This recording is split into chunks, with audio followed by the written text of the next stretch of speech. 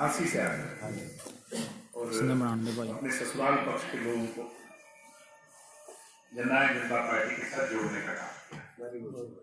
मैं दिल की गहराई से धन्यवाद करता हूँ। हमारे फांसी की शान पे तो हमारा चेहरे पे मुस्कुराहट रहती है इसके जन्मकली के बेटे हैं, बड़े महान हस्ती हुई और इनमें भी बड़ा योगदान किया। चौहान साहब ने बड़ा अच्छा भाषण दिया। चौहान साहब आपने हौसला हमारा दुगना कर दिया और आप सबकी जो मौजूदगी है ये मेरे लिए जीत से कम नहीं है। आपकी मौजूदगी, आपका प्यार, मैं आपको नमन करता हूँ। आप सब लोग यहाँ पे आए और मुझे जो विश्वास आपने दिया मैं उसके लिए आपका ये जो चुनाव हो रहे हैं आदरणीय स्वर्गीय हरिचंद बिड्ला जी के स्वर्गवास हो जाने के बाद, ये वह अहम चुनाव है। मेरे से पहले चौहान साहब जैसे कह रहे थे कि देश और प्रदेश की तकदीर लिखी जानी, देश प्रदेश की तस्वीर को बदलना है। और जैसे हम कोई टूर्नामेंट खेलते हैं स्पोर्ट्स में तो उसमें एक सेमीफाइनल का मैच होता है, जो सेमीफाइनल जीतता है वही फाइनल खेलता है।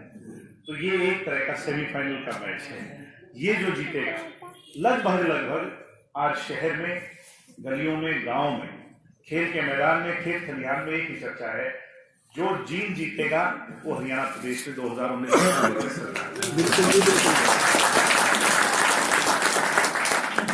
वैसे तो आपके बहुत एमएलए रहे, एमपी रहे, मंत्री भी रहे यहाँ से, और जींद के पास राजनीतिक चौधर की कोई कमी नहीं हुई। हेलीकॉप्टर उतरा, भाषण दिए और चले गए। राजनीतिक चौधर में नंबर 1 और विकास की चौधर में 22वें स्थान पर है। सबसे खुशी है। यहाँ पर सड़कों में गड्ढे नहीं, गड्ढों में कुछ सड़कें। आजकल मिट्टी पर लेप लगा करके, तारकोल बिछा करके ये कहने का प्रयास तो हो रहा है कि देखो हमने विकास किया, मगर ये अकेला ऐसा शहर होगा जिसमें 7 फाटक हैं और सिर्फ एक ही ओवरब्रिज है, एक ही अंडरपास है। इतना बड़ा और इतना पुराना इतिहास जींद का रहा, रियासत जींद रही, जिस जींद को राजनीतिक तौर पर लोग इस्तेमाल करते रहे। विशेष तौर पर कांग्रेस भाजपा के लोगों ने इसलिए भी इस शहर से बदला लिया क्योंकि आपने वोट चौधरी देवीलाल जी के लिए ज्यादा था, तो आपसे ये भी बदला कांग्रेस और भाजपा ही लेके आए। 4.5 वर्ष हमें हो गए बीजेपी को। बीजेपी ने ना तो फौजियों का सम्मान किया, मनरेगा पर पेंशन लागू तो हुई मगर सिर्फ 30% लागू, ना 7th पे कमीशन पूरी तरह लागू हुई, कर्मचारियों को सम्मान दिया। जो हर घर घर मोदी के नारे लगाने वाला व्यापारी वर्ग था, जैन साहब जैसे लोग, जो व्यापारी तबका था, व्यापारी तबके ने बीजेपी को बहुत वोट दिया। उसके लिए ये 1 टैक्स की बात करते थे, सरलीकरण ऐसा कर दिया कि जीएसटी जब से लागू हुई है, छोटा दुकानदार को भी सीओ रखना पड़ता है, यानी कोई मुनीम बिठाना पड़ता है, तो काम नहीं चलता। जीएसटी से भी मायूस है। नौजवान को रोजगार नहीं मिला, माताओं बहनों को सुरक्षा नहीं मिली। हमारे लिए शर्म की बात है, जिस हरियाणा को हरि का निवास कहते हैं, असुरक्षा यहाँ इतनी ज्यादा फैलती है। माताएं बहनें आज सुरक्षित नहीं है। बलात्कार में हम नंबर 1 हैं, महिला संरक्षण में हम सबसे नंबर पर है, नेशनल क्राइम ब्यूरो बैंक। और 15-15 लाख भी तुम्हारे अकाउंट में किसी के आए हैं? नौजवान साथी नहीं आए, 15 लाख भी नहीं आए। बैंक के मैनेजर का फोन तो जरूर आया होगा कि इन जनधन में कुछ दलवाले ने दिए और बदल गए। नोटबंदी भी कोई मुनाफे का सौदा नहीं हुई। 16,88,000 करोड़ की अदला बदली। तुम नौजवानों को फैक्ट जरूरी है। 16,88,000 करोड़ की अदला बदली, 20,000 करोड़ की लागत और 2-2.5 करोड़ की 2-2.5 करोड़ ये सरकार काले धन जुटा पाई। इसका मतलब 18,000 या 17,000 करोड़ का इसमें भी नुकसान हुआ। लोग लंबी लाइनों में लगे रहे, 2 लाख, 4 लाख, 5 लाख वाले, 10 लाख वाले बेचारे परेशान होते रहे। और जो करोड़पति था, 5 करोड़ थे, 10 करोड़ थे, बैंक के मैनेजर उसके घर जाके बदल आए। परेशान गरीब जनता हुई, अमीर जनता का कोई नुकसान इसमें भी नहीं। इस बात से सहमत। तो फिर इस बीजेपी से मैं समझता हूं कि मायूसियत जो है जनता के चेहरे पर, जींद की जनता के चेहरे पर खास तौर पर नजर आती है। और कांग्रेस पार्टी कहने को तो आज सुरजेवाला जी उम्मीदवार हैं, बड़े नेता हैं, राहुल गांधी के जमा खासम खास हैं, मगर ये पीडब्ल्यूडी के मिनिस्टर रहे 10 साल। पीडब्ल्यूडी मिनिस्टर का काम होता है सड़कें बनाना। जब रोहतक से चलते थे कांग्रेस के राज में, तो जहां तक हुड्डा साहब का इलाका था यानी लाखन माजरा था, वहां तक तो ऐसी सड़कें थी जैसी लंदन और पेरिस की हो। लाखन माजरा आते ये प्रतीत होता था कि जींद का नहीं बल्कि अटारी का बॉर्डर आ ये कह के भी देवीलाल का गढ़ है, इसमें हम क्यों डेवलपमेंट करवाएं, उनने भी हमें पछाड़ा।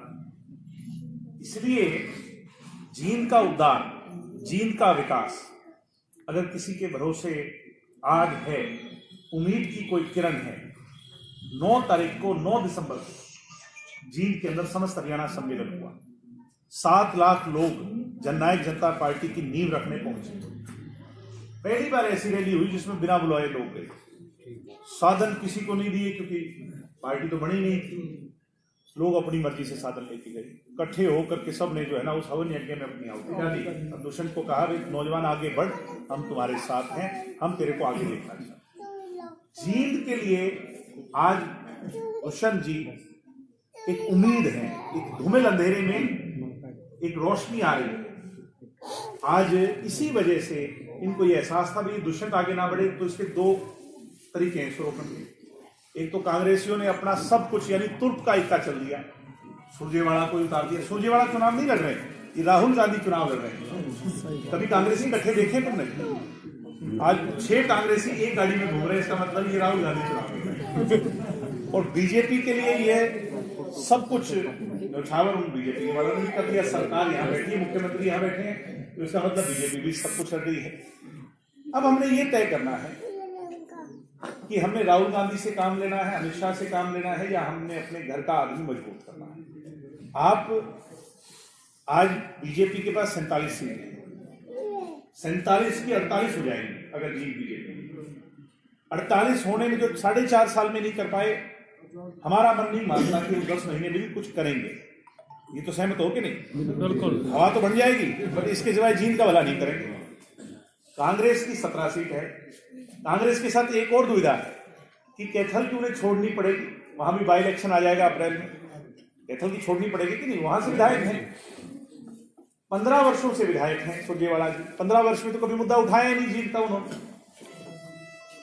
अब उनसे भी कम उम्मीद है 10 महीने में ये क्या न्यारा उठा लेगा? उठाना ही है तो कैथल का विधायक होते हुए भी आप उठा सकते हो, कौन रोकता है आपको? जीत के मुद्दे उठाओ, भाग जाएगा जी, भाग जाएगा। इस बात से भी सहमत हो कि नहीं? बिल्कुल।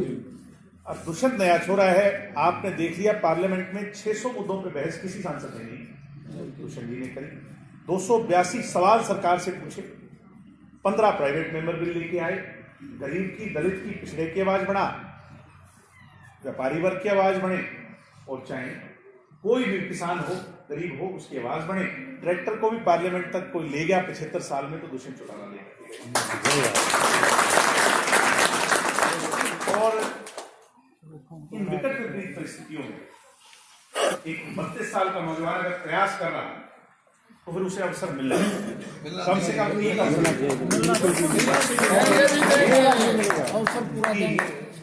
दुष्यंत को उसकी ये जो स्टार्ट है, उसकी शुरुआत है, कांग्रेस और बीजेपी का ना तो बढ़ेगा ना घटेगा, वो करना चाहे तो कर सकते हैं, मगर दुष्यंत को एक अवसर देके आप आजमा सकते हो।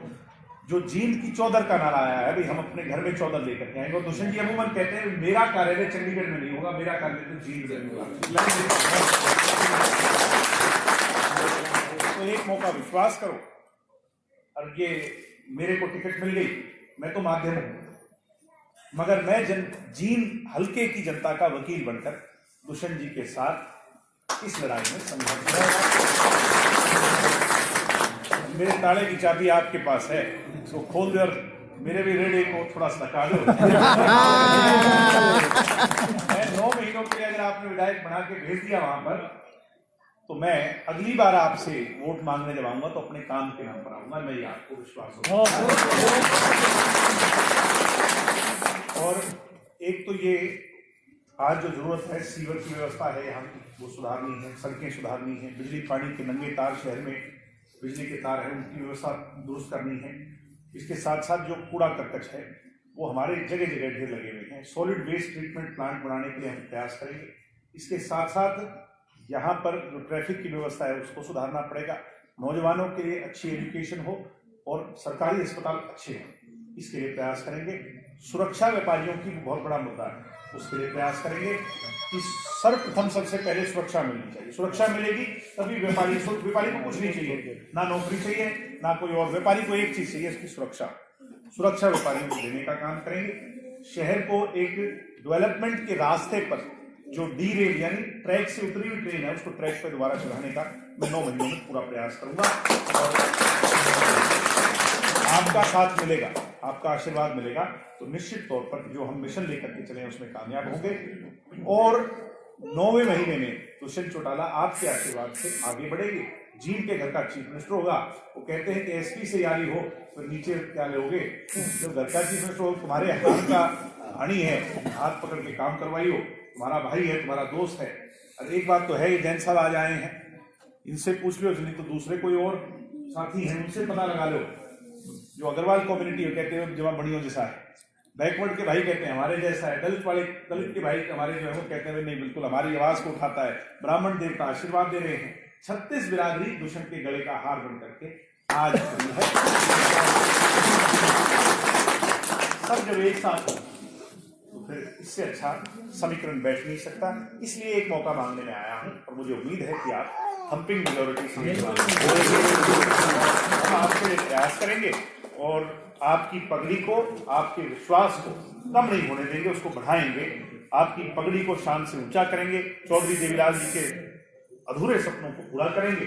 इसके साथ साथ एक बात और कहना चाहूंगा, कप और प्लेट का निशान है, पुराने वाला नहीं है, कहीं उस चक्कर में कप प्लेट का भी इतना अच्छा परमपिता परमात्मा ने ऐसा कोई समीकरण बनाया और संतों का हमें आशीर्वाद मिल गया। ये कोई ऐसा समीकरण है कि अब सिर्फ चाय जननायक जनता पार्टी के लोग पी रहे, बाकी विरोधी तो क्या चाय ना लेके आए। कल ये देखे, ये जो कांग्रेस वाले तो कटोरी में पी रहे थे, थाली में पी रहा है। मतलब तय है। ये अगर ये चीजें हो रही हैं और समीकरण बन रहे हैं, मतलब आप चर्चा में हो, राजनीति में चर्चा का ही खेल है, जिसकी चर्चा जिसकी हवा हो वो ही आगे बढ़ा करते हैं। हवा आज आपकी है। निश्चित तौर पे जल्दी जींद की जनता आशीर्वाद जब देगी तो फिर 31 तारीख को फ्लाइंग कलर्स के साथ दुष्यंत चौटाला का खाता खुलेगा। पहली